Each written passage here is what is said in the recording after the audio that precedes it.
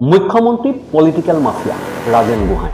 মুখ্যমন্ত্ৰী Himanta Biswa Sarma world's best political mafia leader Rajen Gohain. মুখ্যমন্ত্ৰী হিমন্ত বিশ্ব শৰ্মাক কটু সমালোচনা ৰাজেন গোহাঁই। মুখ্যমন্ত্ৰীক বিশ্বাস নকৰিবলৈ আহ্বান। নমস্কাৰ, নিউজ ওৱান নৰ্থ ইষ্টৰ আজিৰ এই প্ৰতিবেদনলৈ আপোনাক স্বাগতম।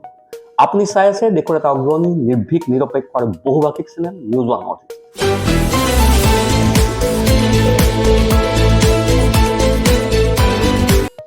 নিউজ ওৱান নৰ্থ ইষ্টৰ মাধ্যমেৰে আমি কেৱল বাতৰি সম্প্ৰচাৰ কৰাই নহয়, ইয়াৰ আঁৰৰ প্ৰকৃত সত্যও আপোনাৰ সন্মুখত তুলি ধৰিবলৈ চেষ্টা কৰোঁ। ডাঙৰ জালত পৰিছিল যদিও লুই বাৰ্জাৰৰ পৰা আৰম্ভ কৰি মানৱেন্দ্ৰ শৰ্মালৈকে তেওঁক কোনেও একো কৰিব নোৱাৰিলে। জুবিন গাৰ্গৰ মৃত্যু, জোনমণি ৰাভাৰ মৃত্যু থাপ কৰি দিলে। মুখ্যমন্ত্ৰী ডক্টৰ হিমন্ত বিশ্ব শৰ্মাৰ অতীত উল্লেখ কৰি এনেদৰে তীব্ৰ সমালোচনা প্ৰাক্তন সাংসদ ৰাজেন গোহাঁই। বিজেপি দল ত্যাগ কৰি অসম জাতীয় পৰিষদত যোগদান কৰা বিজেপিৰ প্ৰাক্তন সভাপতি, প্ৰাক্তন সাংসদ, প্ৰাক্তন কেন্দ্ৰীয় মন্ত্ৰী তথা বৰ্তমানৰ অসম জাতীয় পৰিষদৰ কাৰ্যকৰী সভাপতি ৰাজেন গোহাঁয়ে লাহে লাহে যেন মুখ খুলিবলৈ আৰম্ভ কৰিছে বিজেপিৰ বৰ্তমানৰ নেতৃত্ব আৰু মুখ্যমন্ত্ৰী হিমন্ত বিশ্ব শৰ্মাৰ বিৰুদ্ধে। মৰাণত মুখ্যমন্ত্ৰী ডক্টৰ হিমন্ত বিশ্ব শৰ্মাৰ বিৰুদ্ধে আক্ৰমণাত্মক ৰূপত দেখা গ'ল প্ৰাক্তন সাংসদ, প্ৰাক্তন কেন্দ্ৰীয় মন্ত্ৰী তথা বৰ্তমান অসম জাতীয় পৰিষদৰ কাৰ্যকৰী সভাপতি ৰাজেন গোহাঁই। মৰাণত অনুষ্ঠিত অসম জাতীয় পৰিষদৰ ভাতৃ সংগঠন জাতীয় যুৱ শক্তিৰ সাধাৰণ সভাত উপস্থিত হৈ ৰাজেন গোহাঁয়ে সংবাদ মাধ্যমৰ সন্মুখত ক্ষুৰধাৰ সমালোচনা কৰে মুখ্যমন্ত্ৰী ডক্টৰ হিমন্ত বিশ্ব শৰ্মাক। সকলোকে বিশ্বাস কৰিব, এইজন মানুহক বিশ্বাস নকৰিব বুলি উল্লেখ কৰি ৰাজেন গোহাঁয়ে কয়, যিসকলে গালখন পাতি দিলেই চুমা খায় তেওঁলোকক মই ধিক্কাৰ দিছোঁ। তেওঁলোকে নাজানে তেওঁলোকৰ শত্ৰু কোন, তেওঁলোকৰ ল'ৰা ছোৱালীক কোনে ধ্বংস কৰি আছে। আনহাতে মিয়া মুছলমান বুলি চিঞৰি থকা মুখ্যমন্ত্ৰীগৰাকীয়ে আজান পীৰ চানচাই কোন চিনি নাপায় বুলি অভিযোগ কৰে প্ৰাক্তন সাংসদগৰাকী। গোহাঁয়ে লগতে কয়, অসমীয়া হিন্দু গাঁও আৰু অসমীয়া মুছলমান গাঁৱৰ মাজত থকা সম্প্ৰীতিত মুখ্যমন্ত্ৰীগৰাকীয়ে কিয় জুই লগাব বিচাৰিছে। চুমা খাই যে গালখন পাতে হেৰি কৰে, সেইসকলে মই ধিক্কাৰ দিছোঁ যে তুমি চিনি নোপোৱা তোমাৰ শত্ৰু কোন, কোনে মাৰিছে তোমাৰ মা দেউতাক, তোমাৰ ভৱিষ্যত, তাকে তুমি আকৌ তেওঁ সেইচবৰ বাহিৰে জানে কি? আজান পীৰ বুলি এটা মানুহ আছিল ন আমাৰ ইয়াতে, তেওঁতো মানে সেই তেওঁ যে আৰু যে শংকৰদেৱৰ এজন যে হেৰি আছিলে, কি বুলি আছিলে, শিষ্য আছিল যে কি কি কি নামটো মই পাহৰিছোঁ নহয় মুছলিম মানুহ এজন যে শিষ্য আছিলে, যোনে যাৰ ইয়ে কৰিছে,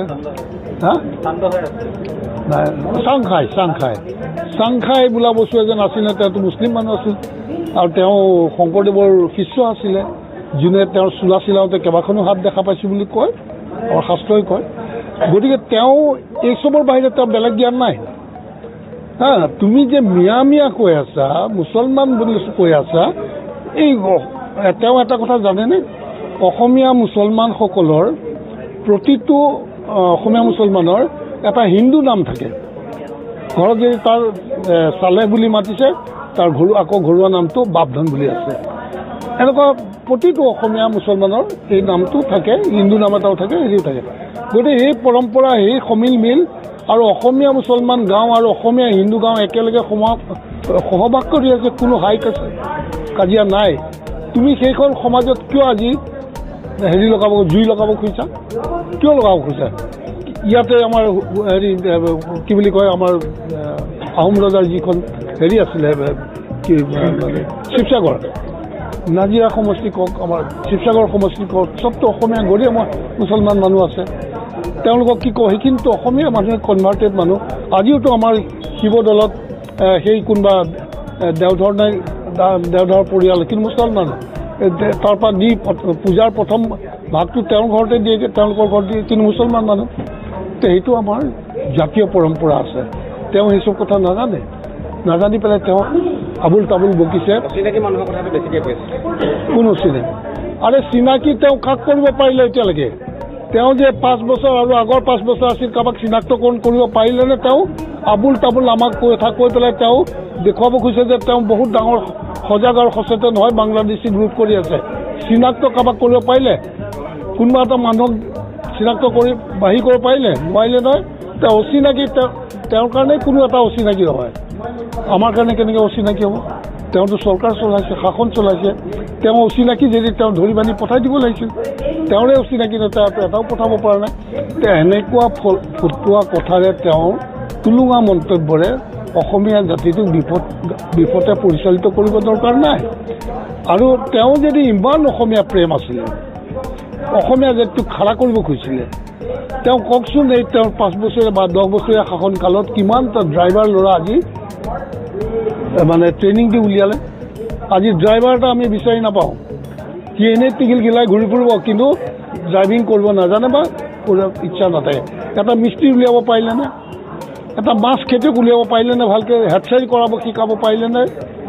মিস্ত্ৰী এটা উলিয়াব নোৱাৰিলে, হেডচাৰী এটা কৰাব নোৱাৰিলে, মেকানিক এটা উলিয়াব নোৱাৰিলে, ইলেক্ট্ৰিচিয়ান উলিয়াব নোৱাৰিলে, হাজাৰ হাজাৰ ইলেক্ট্ৰিচিয়ান, প্লাম্বাৰ উলিয়াব নোৱাৰিলে। চবটো আমি চকল মিয়া মানুহ বুলি কয় তেওঁৰ মতে, তেওঁলোকৰ ওপৰতে ডিপেণ্ডেণ্ট হয়। তেওঁ কি কৰিলে এখন অসমৰ? কোনদিনা তেওঁ জ্ঞান পাব? কোনদিনা এই মানুহখিনিক আমাৰ হাতে খুটি খাব পৰাকৈ তেওঁ মানে সজাগ বা তেওঁলোকক তৈয়াৰ কৰিব? গতিকে সেইজন মানুহে কি কৰিব নোৱাৰে। এই জুবিনৰ ক্ষেত্ৰত কি কৰিছে? সকলো তেওঁ কৰিব নোৱাৰা কাম একো নাই। তেওঁ কোনো শক্তিয়ে তেওঁক ধৰি ৰাখিব নোৱাৰে। তেওঁ অতীতটো চাওক, কিমান ডাঙৰ ডাঙৰ জাল ফালি এটা জালত পৰিছিল, কিন্তু জাল ফালি ওলাই আহিছে, কোনো জালে তেওঁক ধৰি ৰাখিব পৰা নাই। এই লুইচ বাৰ্গাৰ পৰা আদি কৰি, ৰিভলভাৰ পোৱাৰ পৰা আদি কৰি, মানৱেন্দ্ৰ লোকে কোৱা, মই কোৱা নাই, মানৱেন্দ্ৰ হত্যা, পিছৰ কিমান কাহিনী।